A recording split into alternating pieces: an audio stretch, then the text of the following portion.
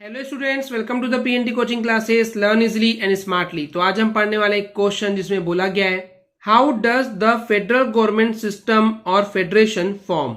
तो इस क्वेश्चन का मतलब है कि जो फेडरल गवर्नमेंट सिस्टम है जिसको हम फेडरेशन बोलते हैं वो कैसे बनती है, फॉर्म यानी कि बनती है। तो चलिए देखते हैं फेडरेशन कैसे बनती है, समझते हैं इसके आंसर को। तो यहाँ पे स्टूडेंट्स फेडरेशन के बनने के लिए दो टाइप के या दो काइंड के रूट्स हैं, रूट्स यानी कि रास्ते हैं, यानी कि दो रूट्स हैं, दो जरिए हैं जिसके थ्रू फेडरेशन यहाँ पे बनाया जाता है। तो ये दोनों कौन कौन से रूट्स हैं, कौन कौन से रास्ते हैं दो टाइप के, चलिए देखते हैं वन बाय वन। तो सबसे पहला रूट है जहां पर जो इंडिपेंडेंट स्टेट्स हैं, जो आजाद राज्य हैं, वो खुद से साथ आना चाहते हैं, एक साथ मिल करके एक बड़ी यूनिट बनाना चाहते हैं। या आप ऐसे भी बोल सकते हैं कि जो इंडिपेंडेंट कंट्रीज हैं, जो देश हैं, वो एक साथ आना चाहते हैं खुद से, ताकि वो मिलकर के एक बड़ी यूनिट बना सके। तो स्टूडेंट्स ये जो इंडिपेंडेंट स्टेट्स हैं या जो इंडिपेंडेंट कंट्रीज हैं, ये एक साथ आकर के या एक साथ मिलकर के बड़ी यूनिट क्यों बनाना चाहते हैं? क्योंकि ये एक होकर के एक ऐसी गवर्नमेंट बनाना चाहते हैं जो कि बाहर से किसी दूसरे देश के जरिए कंट्रोल ना की जा सके, और जो उनकी पहचान है वो बरकरार रख सके, वैसे के वैसे बनाए रख सके, और इसके अलावा जो सिक्योरिटी है, जो सुरक्षा है उनके देशों की, वो और भी ज्यादा बढ़ाई जा सके। तो यहाँ पे कुछ वर्ड्स हैं स्टूडेंट्स, जैसे कि पूलिंग, पूलिंग यानी कि एक हो जाना, मिल जाना। सोवरेनिटी यानी कि एक ऐसी गवर्नमेंट बनाना जिसको बाहर से कोई कंट्रोल न कर सके, दूसरी गवर्नमेंट या दूसरा देश कोई कंट्रोल न कर सके।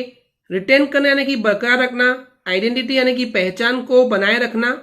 तो इस टाइप की जो फेडरेशन है इसको बोला गया कमिंग टुगेदर, क्योंकि यहाँ पे बहुत सारे जो देश हैं, जो स्टेट्स हैं, वो एक साथ आ जाते हैं, इसलिए इसका नाम पड़ गया कमिंग टुगेदर यानी कि एक साथ आना। तो इसका अगर एक एग्जांपल की बात करते हैं तो इसमें इंक्लूड किया गया यूएसए को, यानी कि अमेरिका को, स्विट्जरलैंड को एंड ऑस्ट्रेलिया को।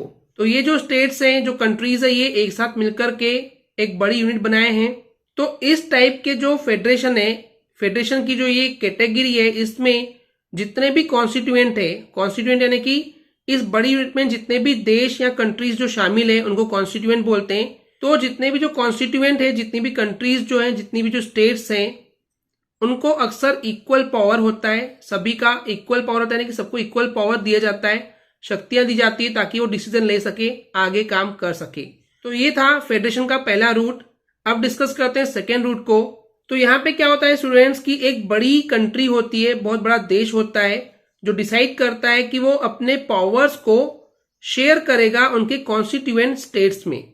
तो जैसे कि स्टूडेंट्स मान लेते हैं एक ये देश है, ओके, ये कंट्री है, इस कंट्री को लगता है कि अब यहाँ पे पावर शेयरिंग की जरूरत है, अकेले सब मेंटेन नहीं हो पा रहा है, तो क्या करते हैं अलग अलग स्टेट्स में इस कंट्री को जो है वो डिवाइड कर देते हैं इस टाइप से। तो यहाँ पे जो अलग अलग जो स्टेट्स बन रही हैं, राज्य बन रहे हैं, ये कॉन्स्टिट्यूएंट हो गए इस पूरे कंट्री के। तो यहाँ पे जो लार्ज कंट्री है, जो बड़ी कंट्री है, बड़ा देश है, वो ये डिसाइड करता है कि उसके पावर को वो इन कॉन्स्टिट्यूएंट के बीच में डिवाइड कर देगा, बांट देगा स्टेट्स के बीच में। आप इसको ऐसे भी बोल सकते हैं कि जो अलग अलग स्टेट्स बन रही है, तो यहाँ पे स्टेट गवर्नमेंट होगी और नेशनल गवर्नमेंट यानी कि पूरे देश के लिए भी गवर्नमेंट होगी। तो इन सब में स्टूडेंट्स आप ये भी बोल सकते हैं कि एक बड़ी कंट्री थी, उन्होंने अपने इस कंट्री को स्टेट में बांट दिए, एंड फिर जो पावर थे देश को चलाने के, कंट्री को चलाने के, उसको बांट दिए, डिस्ट्रीब्यूट कर दिए स्टेट गवर्नमेंट और नेशनल गवर्नमेंट यानी कि सेंट्रल गवर्नमेंट के बीच में। और अगर हम इसके एग्जांपल की बात करें तो इंडिया, बेल्जियम, स्पेन में हमको इसी टाइप की गवर्नमेंट देखने को मिलती है, इसी टाइप की फेडरेशन देखने को मिलती है। एंड इस टाइप के फेडरेशन को नाम दिया गया है होल्डिंग टुगेदर, यानी कि तो होल्डिंग टुगेदर का मतलब है स्टूडेंट्स की एक कंट्री में जितने भी स्टेट्स बना दिए गए हैं, तो उन सभी को एक साथ लेकर के चलना, होल्ड करके चलना, टुगेदर यानी कि एक साथ। तो इसी वजह से इस फेडरेशन का नाम पड़ गया होल्डिंग टुगेदर फेडरेशन। तो फेडरेशन के इस सेकेंड कैटेगरी में ये देखा गया है कि जो सेंट्रल गवर्नमेंट है वो ज्यादा पावरफुल होती है as compare to the states, यानी कि स्टेट गवर्नमेंट के कंपेरिजन में सेंट्रल गवर्नमेंट ज्यादा पावरफुल होती है इस सेकेंड कैटेगरी में। तो यहाँ पे एक वर्ड आया स्टूडेंट्स विज़-विज़, विज़-विज़ यानी कि होता है कंपेरिजन करना। तो यहाँ पे स्टेट गवर्नमेंट के कंपेरिजन में, तुलना में सेंट्रल गवर्नमेंट जो है वो ज्यादा पावरफुल होती है।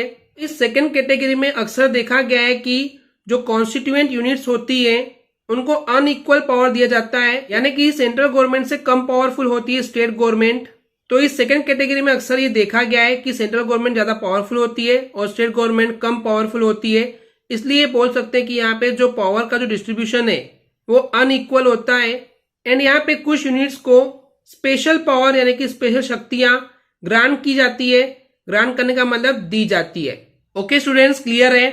तो इन समरी यहाँ पे दो टाइप की फेडरेशन होती है, एक होती है कमिंग टुगेदर तो दूसरी होती है होल्डिंग टुगेदर। कमिंग टुगेदर में क्या होता है कि बहुत सारे कंट्रीज एक साथ आ जाती है और मिलकर के एक बड़ी यूनिट बनाती है। और होल्डिंग टुगेदर में क्या होता है कि एक बड़ी कंट्री होती है जहां पे वो अपने सेपरेट स्टेट्स बना देती है और वहां पे पावर्स को शेयर किया जाता है central government and states government के बीच में। ओके स्टूडेंट्स, क्लियर है?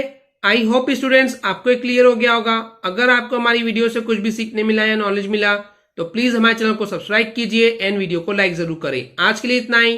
Thank you.